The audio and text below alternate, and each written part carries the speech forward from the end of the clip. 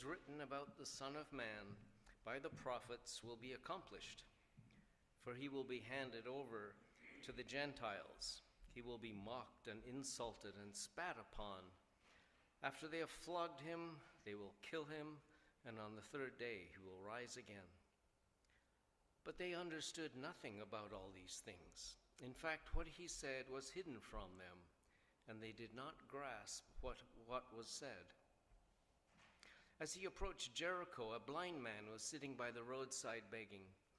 When he heard a crowd going by, he asked what was happening. They told him, "Jesus of Nazareth is passing by." Then he shouted, "Jesus, Son of David, have mercy on me." Those who were in front sternly ordered him to be quiet, but he shouted even more loudly, "Son of David, have mercy on me." Jesus stood still and ordered the man to be brought to him. And when he came near, he asked, "What do you want me to do for you?" And he said, "Lord, let me see again." Jesus said to him, "Receive your sight. Your faith has saved you."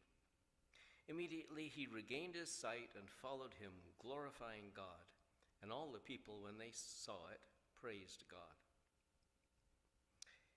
He entered Jericho and was passing through it, and a man was there named Zacchaeus. He was a chief tax collector and was rich. He was trying to see who Jesus was, but on account of the crowd he couldn't, because he was short in stature. So he ran ahead and climbed a sycamore tree to see him, because he was going to pass that way. When Jesus came to the place, he looked up and said to him, "Zacchaeus, hurry, come down, for I must stay at your house today." So he hurried down and was happy to welcome him. All who saw it began to grumble and said, "He's gone to be guest of one who's a sinner." Zacchaeus stood there and said to the Lord, "Look, half my possessions, Lord, I will give to the poor, and if I've defrauded anyone of anything, I will pay back 4 times as much." Then Jesus said to him, "Today salvation has come to this house, because he too is a son of Abraham. For the Son of Man came to seek out and save the lost." Thanks be to God for this word. So how is your eyesight today? Some of us wear glasses. Some of us have had cataracts. Some of us had retina issues. Some of us all of 3 of those. Maybe some of us are wearing blinders. So we've heard about horses. So horses sometimes wear blinders. I'm not sure how happy they are about it, but it seems to help. Most days I drive from here to St. Ben's, and I take the 17 bypass. And this week, as I do that, I've been rehearsing this message. And Friday was a beautiful day. The bus was finally warm, and it was a great day for a drive. And I'm going over my message, but I'm aware that if I just lose my concentration a bit and miss that 69 turnoff, I'd probably have to drive halfway to Coniston before I could safely turn around, which would make me seriously late, as well as 8 other buses that I transfer with. So I kind of need blinders to keep my focus, at least part of my brain, on what I'm doing. I don't want to get sidetracked. But most of the time, we're taught over and over and over to look ahead, look around. When you come to a stop, a dead stop, you rock and roll, you check all the blind spots. And that's pretty good advice for any drivers. In fact, that's pretty good advice for life in general. We need to watch for the blind spots. A couple of weeks ago, Krista mentioned how our culture, our society around us can put blinders on us. We're inundated constantly by the ads telling us we need this latest detergent, we need the whitest, the softest, the toughest, whatever. And if we hear it often enough, maybe we start to believe it. And we give in to this thing of acquiring new stuff, maybe until someday we notice we're having trouble moving around the house because there's so much stuff in the way. Microsoft tells us we need to buy new computers, so I guess we need a new computer. Well, maybe not. We become accustomed to everything that we buy wrapped in multiple layers of plastic. Just the way it is. What could we do? But we put all our plastic in the recycle bin.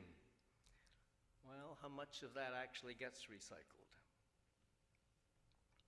We're in this worldwide frenzy of politics.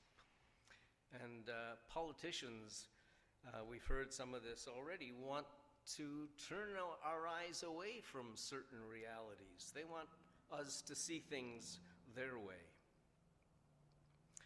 A week or two ago, Bernie Sanders made a pretty powerful speech to the U.S. Senate, trying to take their blinders off of how a small group of very wealthy people, led by Elon Musk, of course, is sucking up all the huge amount of the wealth in the U.S. And when a group like that runs the country, they're not affected by food prices or the cost of housing. Their only concern is to hold on to power and to eliminate their opposition.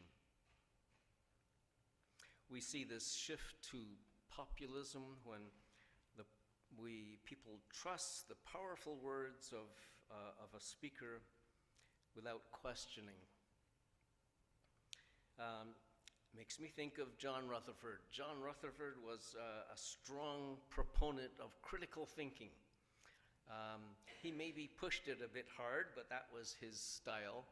But he was right, that we need to ask questions and find out what's going on behind the scenes. And some healthy skepticism is pretty good. And sadly, religion is not immune to that whole system. We sometimes hear of charismatic speakers that will just say, "Trust me, just believe, you don't need all these questions." Well, Luke 18 that we heard, there's 3 stories in here where blinders keep people from fully understanding the way of Jesus. First of all, we heard Jesus gathers the disciples, and he makes a reference to the Son of Man from Daniel. And I think people are still struggling just what we do with this term, the Son of Man. As used by Daniel, is it code word for Jesus? I don't think so. Daniel is speaking out of the exile, and the people of Israel are looking for a leader who will lead them back to their own land, who will be a strong leader. And he speaks in these apocalyptic terms, but they're looking for a human leader. But in the first century, there was such a fervor of this desire for a new leader, someone who will restore Israel, who will kick out the Romans, who will take over and be that deliverer, that Messiah. And so when Jesus talks about it and says, "This Son of Man will be arrested and flogged and spat upon," it just does not fit. It's a cognitive dissonance. I love that term. It just doesn't fit with what's in their minds of what this Son of Man is to be. And so they miss it. They don't understand it. And the text says it's hidden from their eyes. I think sometimes of the verse, I think it's in Corinthians, Paul says that there's a veil over the eyes of the people of Israel. hiding them from understanding the Messiah, recognizing the Messiah. But did God put that veil in the way? Did God hide the truth of salvation in Jesus? I don't think so. I don't think that makes any sense. These things were hidden from their eyes, but by their own blinders. So the second story is the blind man who calls repeatedly for Jesus. So the crowd sternly orders him to be quiet. Why? Well, he's not just a blind man, but he's a blind beggar. And like today, the poor are largely ignored and pushed to the side, pushed to the back. We've seen the safe injection sites closed near schools, because you don't want children to see these things. And then, oh yeah, by the way, you can't open them anywhere else either. So it's really not about the children. It's about pushing these people to the back alleys. And they say, well, our policy is abstinence. Well, that's fine. First of all, get rid of all the drugs so they can do that. But when the drugs are everywhere, they're going to get them, they're going to use them, they're going to die in back alleys where we don't have to see them. Jesus wouldn't have any of that. He dealt with this blind man, listened to him, and he received his vision. And we see those intriguing words again, your faith has healed you. Well, the third story, the lovely story of Zacchaeus, who also wanted to see Jesus. And yes, he was a wee little man, but he wasn't just a wee little tax collector. He was a chief tax collector and a rich man. And you can imagine how a man gets rich as a tax collector. So the crowd grumbles, and we see again their prejudice. This tax collector who was pretty much despised in those days. We're still not too sure about tax collectors, and politicians are very eager to tell how they will reduce taxes. Sometimes some of the taxes need to be increased because our tax systems allow for this sucking of wealth from the common people to a small group.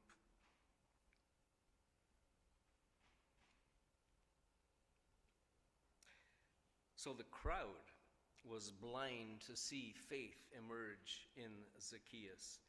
They couldn't see the transformation that was happening in him. So we are also subject to blinders, to prejudice and bias and favoritism, things imposed by society around us. We can pick up on opinions and promises of persistent public figures, and even in the realm of religion, we can be prompted not to ask too many questions. May God help us to ask good questions, to think clearly, and to avoid the blinders. May God open our eyes. So if you just remain sitting, but let's turn